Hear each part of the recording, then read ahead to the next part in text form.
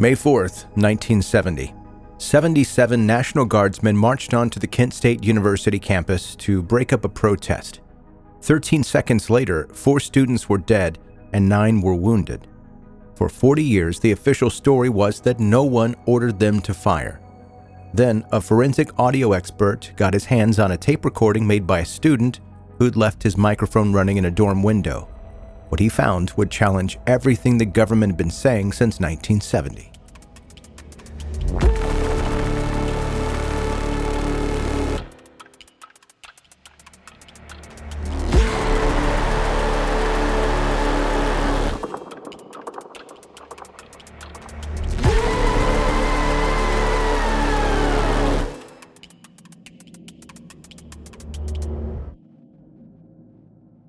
So I want to talk about Kent State, and I know you've heard this one before. 4 dead in Ohio. The famous photo of the girl screaming over Jeffrey Miller's body. Even the song by Crosby, Stills, Nash & Young called Ohio. But there's this whole other layer to the story that most people don't know about, and it involves a piece of audio evidence that sat in someone's closet for 40 years.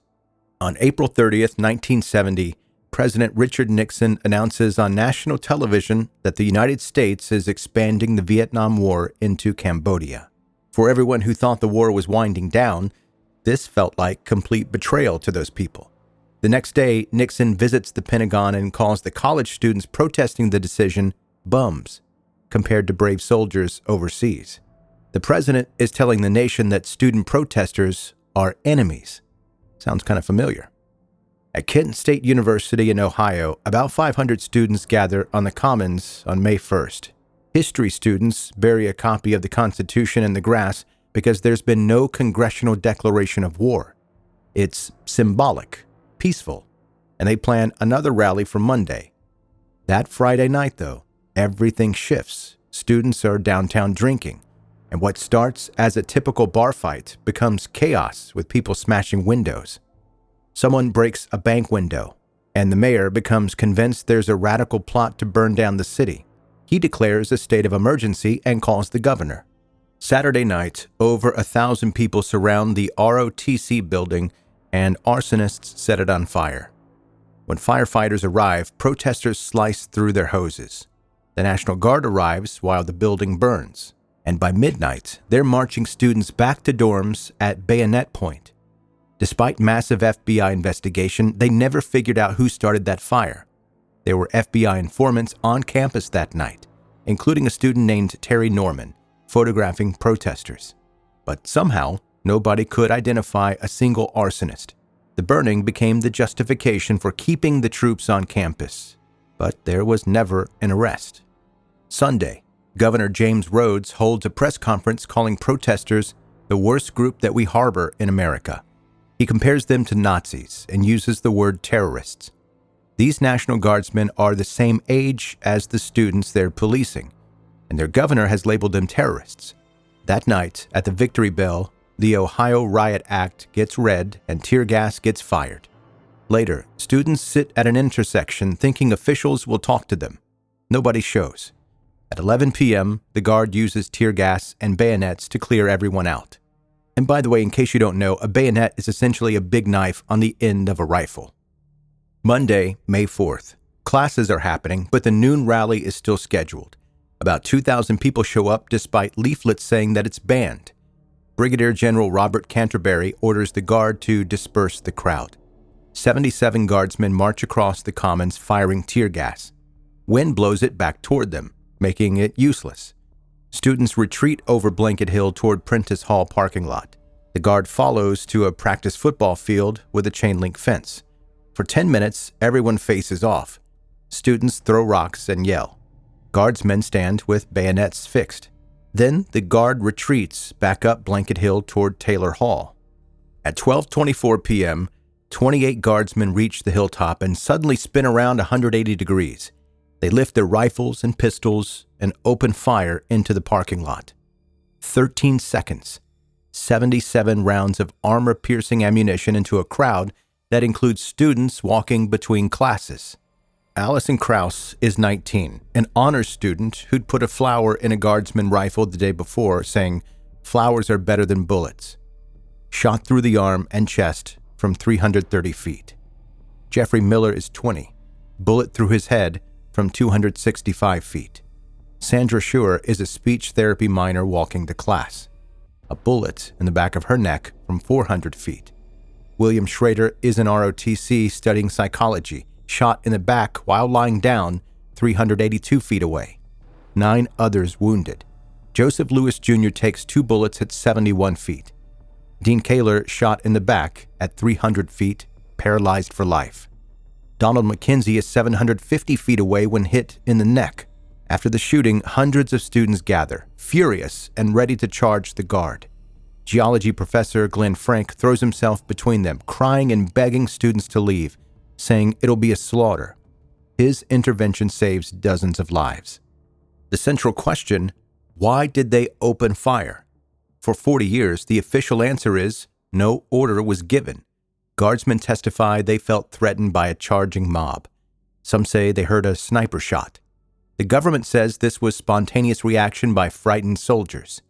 In 1974, 8 guardsmen get indicted for violating civil rights. The case gets dismissed. In 1979, a civil lawsuit ends with Ohio paying $675,000 and signing a statement of regret. That's the closest to an apology. But nobody ever answered whether there was an order. In 2010, journalist John Mangles learns about an audio recording sitting in storage for 4 decades. Student Terry Strube had a reel-to-reel recorder running in his dorm window on May 4th. His microphone captured everything. Mangles brings in forensic audio experts Stuart Allen and Tom Owen. They use digital algorithms originally developed for the KGB to clean up 40 years of deterioration, strip wind noise, isolate frequencies. When they finish, they hear something nobody was supposed to hear. 70 seconds before gunfire, 4 pistol shots, then a male voice shouting, "Guard," followed by, "All right, prepare to fire." Seconds pass, another shout of, "Guard," then the 13-second volley. Both experts conclude someone gave an order to fire. This contradicts everything the government said since 1970. This is coordinated military action against unarmed civilians. The Department of Justice reviews it in 2012 and declines to reopen the investigation. They say tape quality isn't sufficient to identify the speaker, and statutes of limitation prevent prosecution.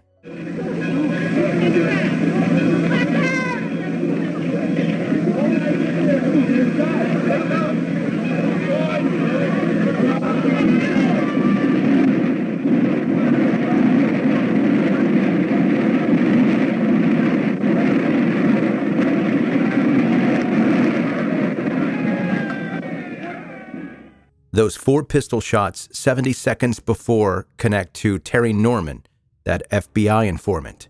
Norman is the only person on campus, aside from the guard, carrying a firearm, a loaded .38 caliber Smith & Wesson revolver under his coat. Witnesses see Norman in a confrontation with students. They see him pull his weapon.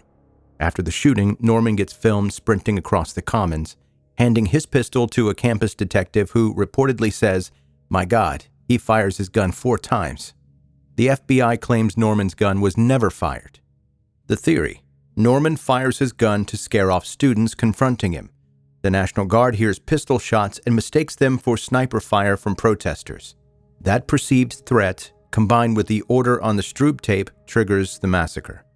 Joseph Lewis Jr., shot twice at 71 feet, said his own parents thought the guard must have had good reason based on the media coverage.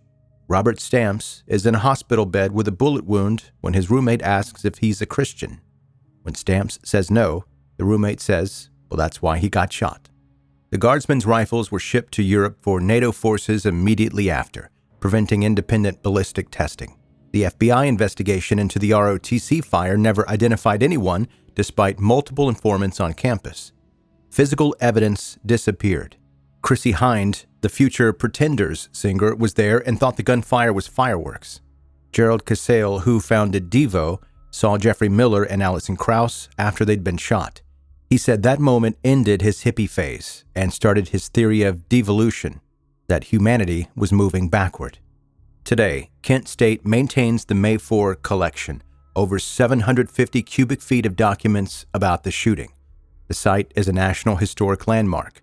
Some Guardsmen have given oral history interviews in their 70s and 80s, talking about the one bad day that defined the university forever.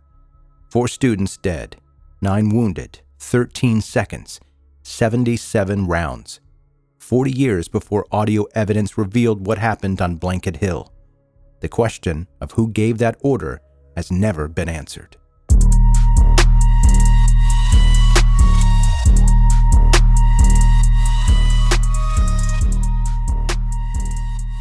Thanks for listening to 10-Minute Murder, bingeable true crime stories. My name is Joe, I'm the host, and let's get to an email. Subject, a familiar voice. Joe, I moved to a new city last year and didn't realize how quiet it would feel at first. Your podcast ended up being one of those familiar voices that made the place feel less empty while I was settling in. That probably sounds strange, but it mattered. Louis in Reno, Nevada. And Louis, I appreciate that. I'm honored to be a consistent presence in your life, so much so that it makes you feel more comfortable, even if we are talking about disturbing things here. I really do appreciate it. Hey, if you're a new listener to this podcast, make sure you hit subscribe where you're listening right now. You want to email me like Louis did, joe@10minutemurder.com. You can go to the website if you can't remember my name, which I don't know how you would forget it. It's pretty simple, but you could go to 10minutemurder.com and message me there if you want to. Also, while you're on the website, sign up for the newsletter. You can check out the murder blog and find all the links to the social media places where 10 Minute Murder lives and other listening places, like different apps you can listen to the podcast on. If you're enjoying the show, I appreciate that too. Please share it with your friends and your family. Doing that helps the show grow so much. And that's going to do it. That's your episode for today. Thank you again for listening to 10 Minute Murder. See you next time.